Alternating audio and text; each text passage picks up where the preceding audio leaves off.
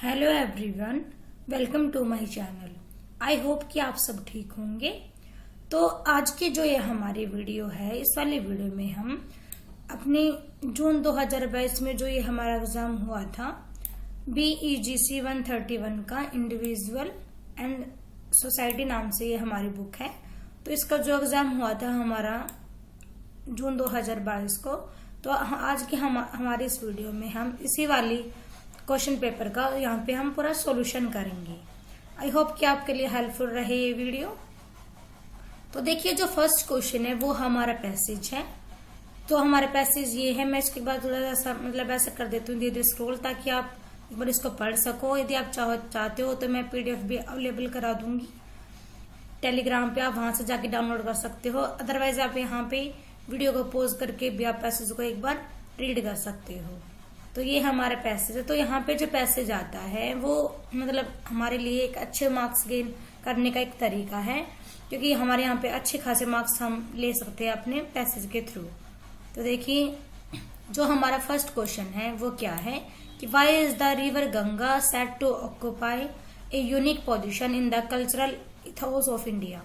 कि जो हमारी रिवर गंगा है वो उसकी एक यूनिक पोजिशन है हमारे कल्चर में, यदि हम इंडिया की बात करें तो इसका जो हमारा आंसर है मैं आपको दिखा देती हूँ कि कहाँ से कहाँ तक इसका आंसर रहेगा हमारा। तो देखिए, इसका जो आंसर है वो यहाँ से स्टार्ट हो जाता है। हमारे फर्स्ट जो आंसर है इसका वो हमारे यहाँ से स्टार्ट हो जाता है। और आप इस यहाँ तक आप इस क्वेश्चन के रिगार्डिंग हमारा आंसर है, तो आप यहाँ से यहाँ से आपको आइडिया मिल जाएगा इस क्वेश्चन के रिगार्डिंग। और इसके अलावा आपको यहाँ पे खुद से भी कुछ ऐड ऑन करना होगा according to question language. But जो फर्स्ट आंसर है उसका आंसर हमको यहीं पे मिलेगा। इसके अलावा देखिए, जो हमारा सेकंड क्वेश्चन है वो है according to this passage the river Ganga is extremely important for the Indian economy. Why? कि जो रिवर गंगा है वो बहुत ही ज्यादा इम्पोर्टेंट है हमारी इंडियन इकोनॉमी के लिए।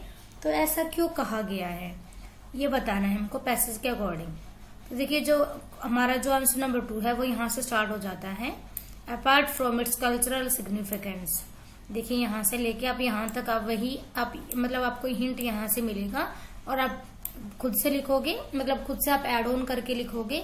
यहाँ से आपको सिर्फ एक आइडिया मिल जाएगा कि आपको किस अकॉर्डिंग क्वेश्चन में लिखना है। तो ये हमारे यहाँ पे 2 क्वेश्चन हो गए हैं पैसेज के। इसके अलावा देखिए, जो थर्ड क्वेश्चन है वो है what are the main source of pollution of the Ganga. कि मेन सोर्स क्या है, जो पोल्यूशन फैल रहा है गंगा में, तो उसके लिए मेन सोर्स क्या है। तो देखिए, यदि हम बात करें इस वाले क्वेश्चन की, तो इस वाले क्वेश्चन का जो हमारा आंसर है वो हमारा स्टार्ट होता है यहाँ से, the principal source of pollution of Ganga. यहाँ से स्टार्ट होता है हमारा आंसर। ये थर्ड क्वेश्चन का आंसर हमारे यहाँ से स्टार्ट होता है। और ये देखिए, आप यहाँ तक आपको यहाँ तक आइडिया मिल जाएगा क्वेश्चन नंबर 3 के लिए। यहाँ पे बता रहे हैं कि मेन सोर्स क्या होता है गंगा के पोल्यूशन के लिए। तो यहाँ पे बता रखा है कि डोमेस्टिक और जो इंडस्ट्रियल जो वेस्टेज होते हैं तो वो मेन सोर्सेज होते हैं गंगा के पोल्यूशन के लिए। उसके बाद जो नेक्स्ट क्वेश्चन है वो है there are numbers hydro electrical dams on the river, what are the environmental impact of its. कि बहुत सारे जो है हाइड्रो इलेक्ट्रिकल डैम्स बनाए गए हैं गंगा के ऊपर, तो उनका क्या इम्पैक्ट पड़ता है, तो उसके बारे में हमसे पूछा गया है इस क्वेश्चन नंबर 4 में। तो देखिए, इस क्वेश्चन का जो हमारा आंसर है वो हमारा स्टार्ट हो जाता है यहाँ से। क्वेश्चन नंबर ये हमारा है 4। तो देखिए, यहाँ से स्टार्ट होता है हमारा क्वेश्चन नंबर 4 का आंसर जो है वो यहाँ से लेके और हमारा लैंड तक रहेगा। कि ये हर एक जो क्वेश्चन है वो हमारा 2 मार्क्स का है, तो मे बी आपको 3 या 4 लाइन तो आपको लिखनी ही होंगी। और इसके अलावा यहाँ पे मैं सिर्फ आपको हिंट दे रही हूँ कि जो क्वेश्चन पूछा गया है वो हमारा जो टॉपिक है वो यहीं पे है। इसके अलावा आपको अकॉर्डिंग टू क्वेश्चन लैंग्वेज आपको खुद से थोड़ा इसमें ऐड करके ये इसको एडजस्टमेंट करके आपको लिखना होगा। तो क्वेश्चन नंबर 4 भी हमारा यहाँ पे हो जाता है। नेक्स्ट है हमारा देखिए क्वेश्चन नंबर 5, जिसमें कि हमको बताना है कि कल्टीवेशन और जो अर्बन जो हो रहा है तो उसकी वजह से जो नेचुरल लाइफ है गंगा बेसिन की, तो वह कैसे इम्पैक्ट हो रही है, इसके बारे में ही हमारा ये क्वेश्चन है, क्वेश्चन नंबर 5। तो देखिए, इसका जो आंसर है वो हमारे यहाँ से स्टार्ट हो जाता है द गंगा बेसिन। यहाँ से स्टार्ट होके ये क्वेश्चन हमारे यहाँ तक रहेगा। क्वेश्चन नंबर ये हमारा है 5। तो ये हमारा क्वेश्चन नंबर 5 है, यहां से लेके यहां तक। देखिए आगे नेक्स्ट क्वेश्चन जो हमारा है वो है हमारा क्वेश्चन नंबर 6 कि what are the first steps to be taken to clean up the river Ganga. ये कौन से स्टेप है जो हमको लेने चाहिए अपने रिवर गंगा को क्लीन करने के लिए।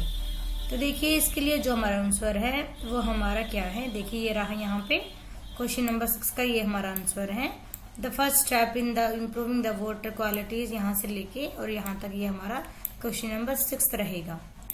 इसके अलावा देखिए जो हमारा नेक्स्ट क्वेश्चन है वो क्वेश्चन नंबर 7 है कि यहाँ पे बताना है हमको कि कौन से ऐसे मेजर केमिकल्स होते हैं जो पोल्यूटेंट्स होते हैं जो कि रिवर में पाए जाते हैं।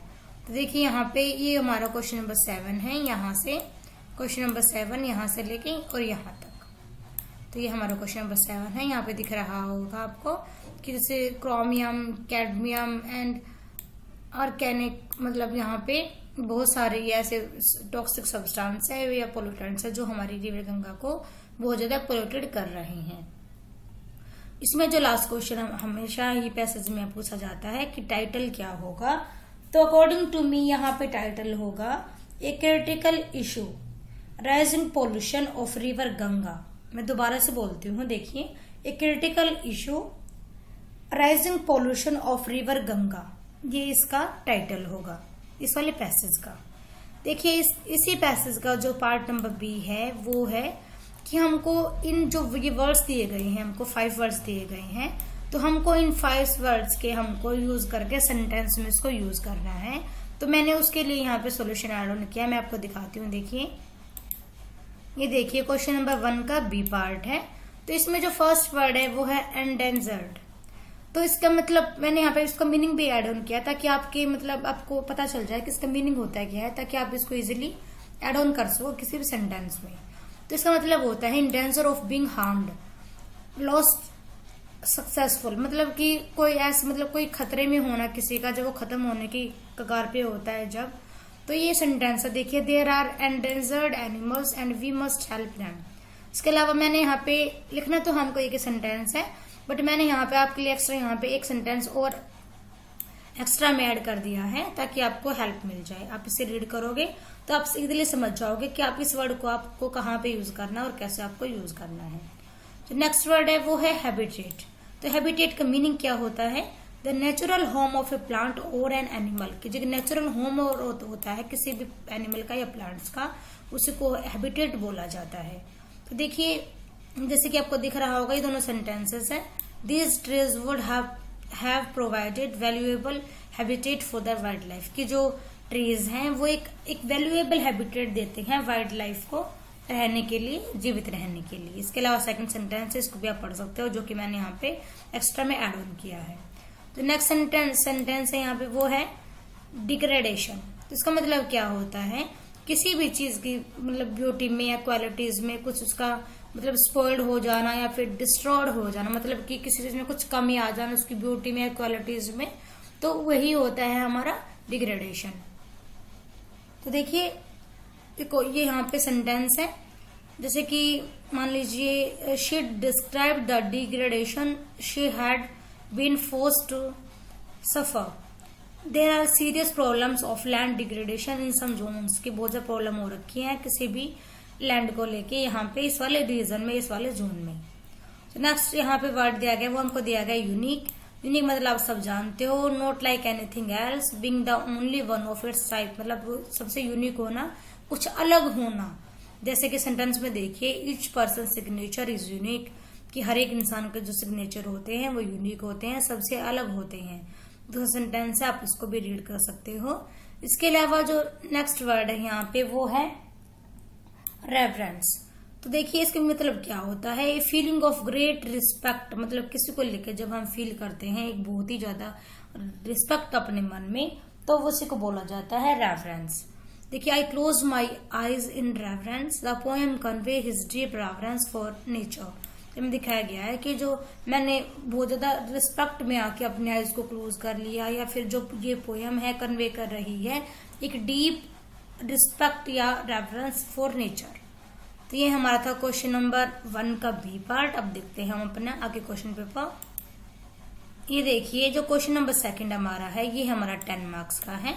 तो इस क्वेश्चन में मतलब हमको मैच यहाँ पे करेंगे हम। यहाँ पे वर्ड्स दिए गए हैं और ये इनके आगे मीनिंग दिए गए हैं। तो देखिए जो फर्स्ट वर्ड है वो है डेमोग्राफिक। तो जो डेमोग्राफिक होता है उसका मतलब होता है pertaining to the study of population. मैं यहाँ पे इसको मैच कर रही हूँ, आप साथ साथ ध्यान रखना। इसका मतलब होता है pertaining to the study of population, कि मतलब पॉपुलेशन की स्टडी के बारे में अच्छे से जांच पड़ताल करना है, उसको अच्छे से जानना। तो फर्स्ट का हमारा हो गया है demographic pertaining to the study of population. जो नेक्स्ट है हमारा क्रॉनिक, मतलब कि जो टाइम के अनुसार जो होता है वो। तो इसका जो हमारा आंसर है वो हमारा है लास्टिंग ए लॉन्ग लाइफ, या फिर लॉन्ग टाइम के लिए जो होता है वही होता है हमारा क्रॉनिक। इसके अलावा देखिए जो हमारा थर्ड है वो है रेस्प्लेंडेंट। तो रेस्प्लेंडेंट का जो आंसर यहाँ पे है वो है ब्राइट एंड इम्प्रेसिव। ये देखिए ये है हमारा सी का आंसर, ब्राइट एंड इम्प्रेसिव होता है जिसको कि रेस्प्लेंडेंट बोला जाता है।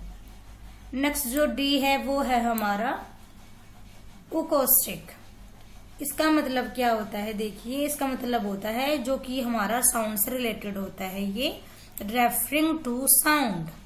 ये हमारा डी का आंसर है। आगे जो है नेक्स्ट वो है फ्रेल। तो जो फ्रेल का मीनिंग होता है वो होता है वीक और डेलिकेट, मतलब कि कमजोर और दुर्बल जो इंसान होता है, या फिर किसी भी बात के लिए हम कहते हैं कि वो वीक है और डेलिकेट है, तो उसी का मतलब होता है फ्रेल। तो ये हमारा ई का आंसर हो गया है। नेक्स्ट है प्रोलिफरेट। जो प्रोलिफरेट का मतलब होता है वो हमारा होता है इंक्रीज रैपिडली इन नंबर, कि बहुत ज्यादा तेजी से नंबर में जो बढ़ोतरी होती है, तो उसी को बोला जाता है प्रोलिफरेट। ये हमारा एफ का आंसर हो गया है। नेक्स्ट है हमारा रिकरेंस। तो जो रिकरेंस का आंसर जो हमारा है यहाँ पे, तो वो है हैपनिंग अगेन, मतलब कि दोबारा से कोई काम हो जाना, हैपनिंग अगेन। ये हमारा जी का आंसर है। नेक्स्ट है लीडिंग।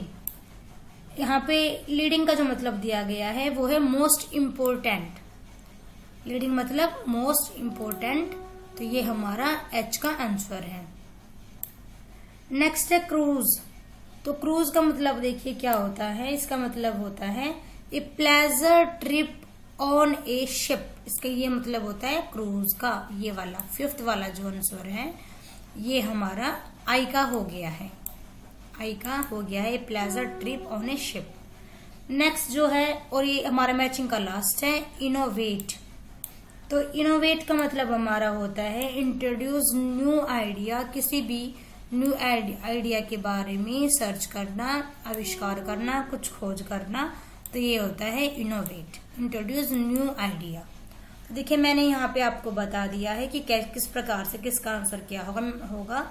मैं आपको एक बार दोबारा से बता देती हूँ। देखिए जो फर्स्ट है ए का आंसर जो हमारा है वो है pertaining to the study of population, ये हमारा ए का आंसर है। सेकंड जो है हमारा chronic, lasting a long time के लिए, ये हमारा बी का है। नेक्स्ट है रेस्प्लेंडेंट, तो इसका मतलब इसका आंसर हमारा सी है। नेक्स्ट जो डी है उसका आंसर हमारा यहाँ पे थर्ड वाला है, ये वाला। नेक्स्ट जो है हमारा है फ्रेल। फ्रेल का मतलब हमारा मैंने आपको बताया था यहाँ पे वीक एंड डेलिकेट होता है। नेक्स्ट है प्रोलिफरेट। प्रोलिफरेट का मतलब हमारा इंक्रीज रैपिडली इन नंबर होता है। नेक्स्ट हमारा जो जी है रिकरेंस। तो रिकरेंस का मतलब हमारा होता है हैपनिंग अगेन, दोबारा से कोई काम होना। नेक्स्ट जो हमारा एच है वो है लीडिंग। लीडिंग मतलब होता है मोस्ट इम्पोर्टेंट। नेक्स्ट है क्रूज। तो क्रूज क्या होता है, pleasure trip on A ship होता है। और जो लास्ट है इनोवेट, मतलब कि इंट्रोड्यूस न्यू आइडिया। तो मैंने यहाँ पे आपका मैचिंग सेक्शन करा दिया है। हम करेंगे अपना नेक्स्ट क्वेश्चन। देखिए जो हमारा नेक्स्ट क्वेश्चन है उसमें हमको कुछ वर्ड्स दिए गए हैं जिनको हमको इन सब में फिल करना है। तो मैं आपको इनके आंसर बताती हूँ। देखिए देखिए यहाँ पे ये वर्ड्स हमको दिए गए हैं, आपको दिख रहे होंगे। तो जो फर्स्ट हमारा फिलअप यहाँ पे दिया गया है वो क्या है कि dash your mother work in the school, कि जो तुम्हारी मदर है वो स्कूल में काम करती होगी। तो जो फर्स्ट है इसमें हमारा डज आएगा, does your mother work in this school, क्या आएगा हमारा इसमें आएगा डज। मैं यहाँ पे फिल कर देती हूँ।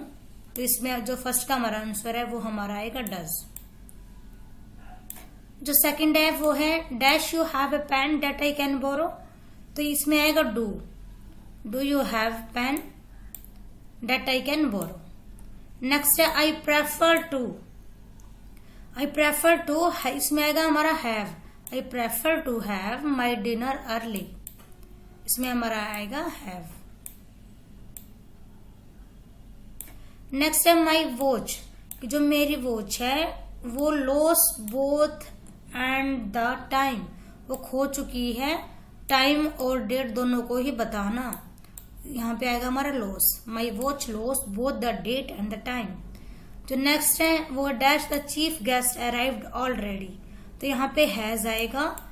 वहां ऊपर आपको ऑप्शन दिए गए हैं, मैं आपको वहां पे दिखाती हूँ, आपको देखिए। देखिए फर्स्ट जो हमने किया डज योर मदर, मतलब डज हमारा हो गया है, does your mother work in this school. Next है हमने किया डू, डू हमारा हो गया है, do you have a pen that I borrow. Next है आई प्रेफर टू हैव, मैं प्रेफर करता हूँ जल्दी से खाना खाना। नेक्स्ट है my watch lose, sorry loss है ये, lose both the date and the time. जो नेक्स्ट है वो हमारा है has the chief guest arrived, क्या जो चीफ गेस्ट है वो पहले से आ चुके हैं, तो यहाँ पे हैज यूज होता है थर्ड पर्सन के लिए। तो देखिए नेक्स्ट जो है वो है I went to the cinema hall and watched both the morning and afternoon, तो यहाँ पे आएगा हमारा शोज, कि मैंने आफ्टरनून और मॉर्निंग दोनों शोज मैंने देखे, तो यहाँ पे हमारा आएगा शोज, कि उसने मॉर्निंग और आफ्टरनून दोनों ही शोज उसने देखे हैं। नेक्स्ट है हमारा क्वेश्चन नंबर 7 यहाँ पे if you are not careful you may lose your document, यदि आप केयरफुल नहीं रहोगे तो आपको डॉक्यूमेंट जो हैं वो लूज हो जाएंगे, आपसे कहीं गुम हो जाएंगे। तो यहाँ पे हमारा देखिए हमने लूज भी कर लिया है। नेक्स्ट है I have decided to make music my vocation, देखिए यहाँ पे दो वर्ड दिए गए हैं वेकेशन और वोकेशन, तो यहाँ पे हमारा वोकेशन आएगा, क्योंकि वोकेशन जो होता है उसका मतलब होता है कि व्यापार बनाना या फिर किसी चीज को अपना बिजनेस बनाना। तो यहाँ पे आई के बारे में जो बात हो रही है तो वो म्यूजिक को अपना वोकेशन बनाना चाहता है, ना कि वैकेशन। वैकेशन मतलब होती है मतलब छुट्टियां जो होती हैं वो वैकेशन होती है, बट वोकेशन का मतलब होता है किसी भी चीज को अपना व्यवसाय बनाना, उसको अपना काम बनाना। नेक्स्ट देखिए I hope you will enjoy your dash in Singapore, यहाँ पे हमारा आएगा वैकेशन, यहाँ पे हमारा आएगा वैकेशन, कि अपनी जो वैकेशन आपकी रही, छुट्टियां आपकी रही, आई होप कि आपने एंजॉय किया होगा उनको सिंगापुर में। तो यहाँ पे हमारा क्या आएगा, यहाँ पे हमारा आएगा वैकेशन, ये वाला देखिए। तो लास्ट हमारा बचता है तो dash he take the metro to the work, कि क्या वह काम पे जाने के लिए मेट्रो ले सकता है, मतलब यहाँ पे मतलब पॉसिबिलिटीज बताई गई है, मतलब श्योर नहीं है, तो यहाँ पे हमारा आएगा माइट।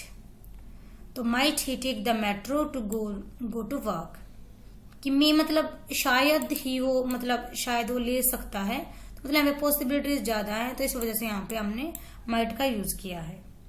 तो देखिए यहाँ पे हमारा क्वेश्चन नंबर 3 का जो पार्ट नंबर बी है वो है, तो इसमें हमको यहाँ पे करेक्ट फॉर्म ऑफ वर्ड्स यहाँ पे हमको डालनी है।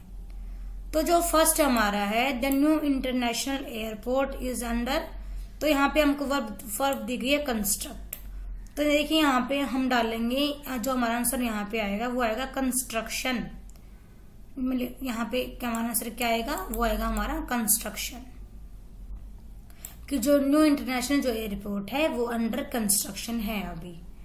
नेक्स्ट है देखिए dash the river in small boat can be dangerous during the rainy season, तो यहाँ पे वर्ब दी गई है क्रॉस, तो तो यहाँ पे जो हमारा आंसर आएगा वो आएगा क्रॉसिंग, कि क्रॉस करना रिवर को इन द रेनी सीजन बहुत ज्यादा डेंजरस हमारे लिए हो सकता है।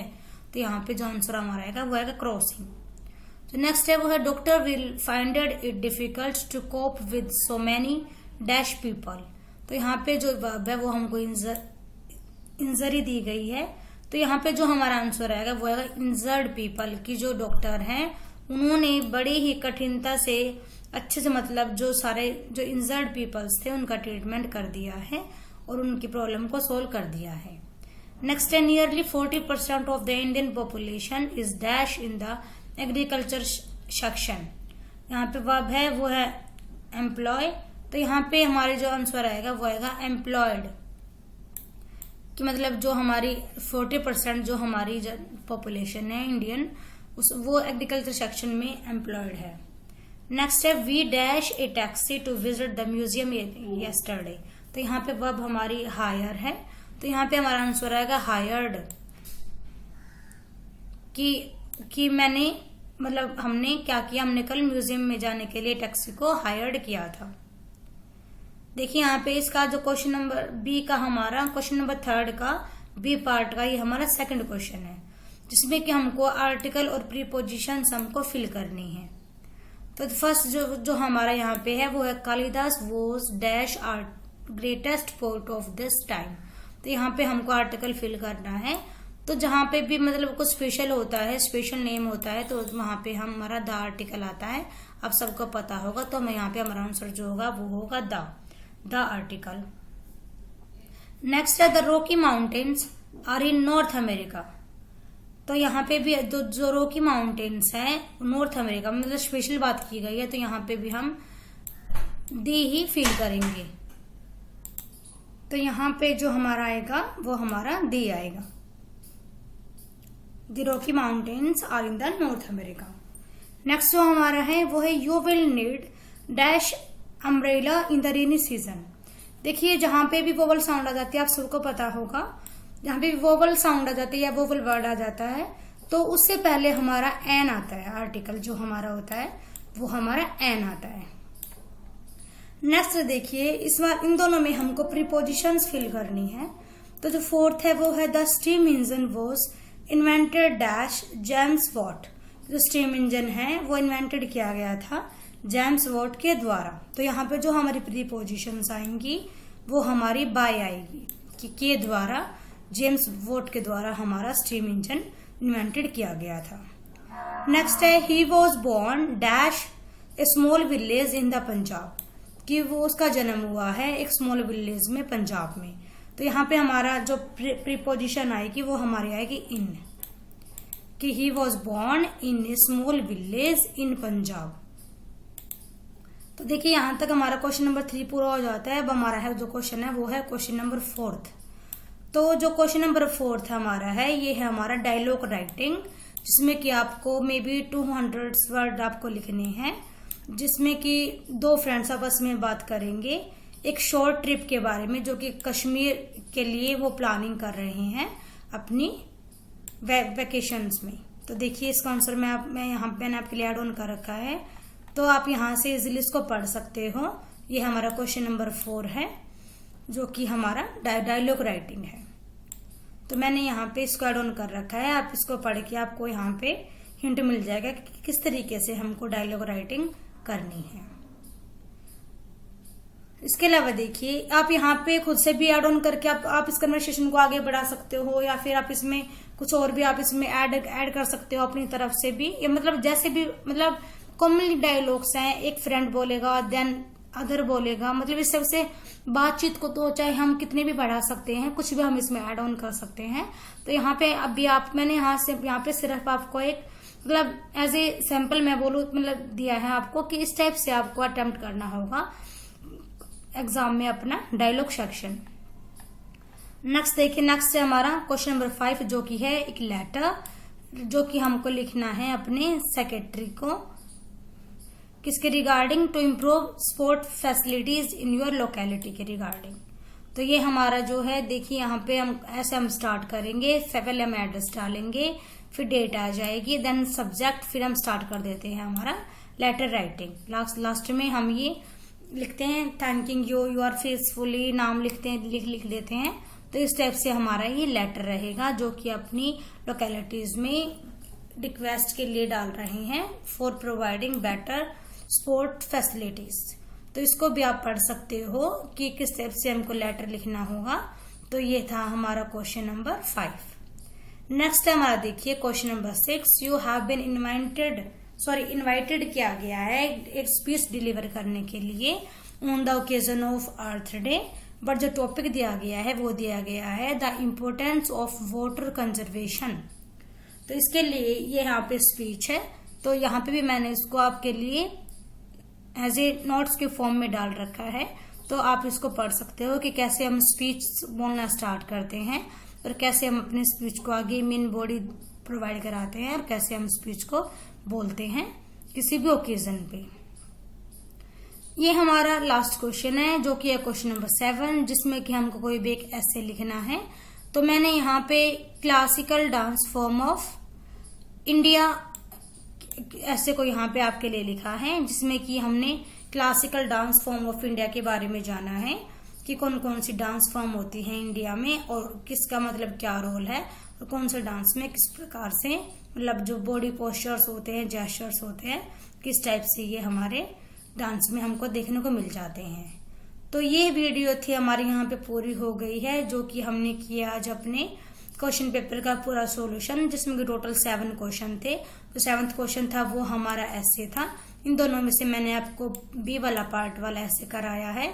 देन जो क्वेश्चन नंबर 6 हमारा था वो था हमारा स्पीच राइटिंग, जो कि टॉपिक था the importance of the water conservation, जो कि मैंने आपको दिखा दिया है। इसके अलावा यदि आपको अच्छे से पढ़ना है तो आप वीडियो पॉज करके भी पढ़ सकते हो। इसके अलावा आपको PDF अवेलेबल हो जाएगी टेलीग्राम पे, आप वहां से भी आराम से अपना पढ़ सकते हो। फिर जो क्वेश्चन नंबर 5 हमारा था वो था लेटर राइटिंग, जो कि मैंने आपको यहाँ पे बताया कि किस टाइप से हमको लेटर लिखना होता है और क्या यहाँ पे कंटेंट हम ऐड ऑन करेंगे। आप यहाँ से इसको पढ़ सकते हो।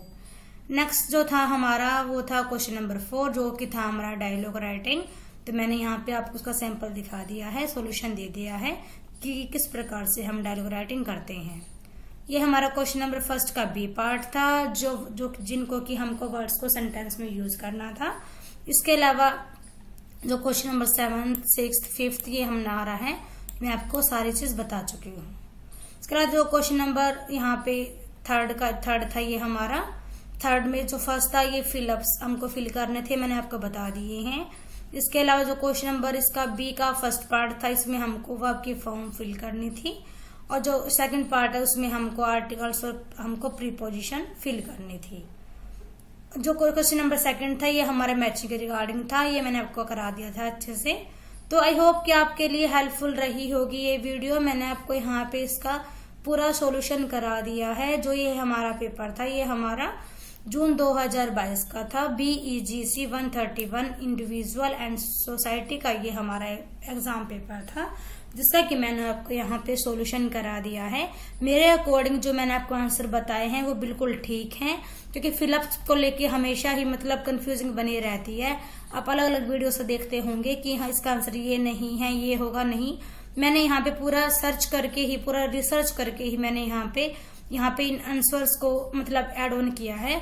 तो आप इस पे बिल्कुल इजीली आप बिलीव कर सकते हो कि ये ऑथेंटिक आंसर है, ठीक आंसर है अकॉर्डिंग टू मी। यदि आपको फिर भी कुछ लगता है कि किसी में कुछ डाउट है तो आप कमेंट में लिख के आप पूछ सकते हो, कमेंट करके आप इसके बारे में अच्छे से जान सकते हो। तो आई होप कि आपके लिए हेल्पफुल रहा हो। यदि आप चाहते हो कि मैं ऐसे ही मतलब और जो क्वेश्चन पेपर हुए हैं या जो हमारे पेपर हुए हैं मैं उनका सॉल्यूशन अवेलेबल करा दूं, तो प्लीज आप कमेंट करें, इसके बारे में मेरे को बताइए। यदि मेरी कोई गलती रही हो तो उसके रिगार्डिंग भी आप मेरे को बताइए कमेंट करके। ओवरऑल मेरी तरफ से मैंने आपको यहाँ पे पूरी कोशिश की है कि मैं आपको अच्छे से यहाँ पे पूरा सॉल्यूशन इसका करा सकूं। मैंने अपनी तरफ से यहाँ पे अपना पूरा बेस्ट दिया है। यदि आपके लिए मेरी वीडियो हेल्पफुल रही हो, यदि आपको लग रहा है कि हाँ मेरा कंटेंट आपके किसी काम आ रहा है, आपको हेल्प मिल रही है, तो प्लीज मेरी वीडियो को लाइक करें और ज्यादा से ज्यादा आप इसको शेयर करें, ताकि औरों को भी हेल्प मिल जाए और भी यहाँ से हेल्प लेके अपने कंटेंट को या अपने टॉपिक को क्लियर कर सके।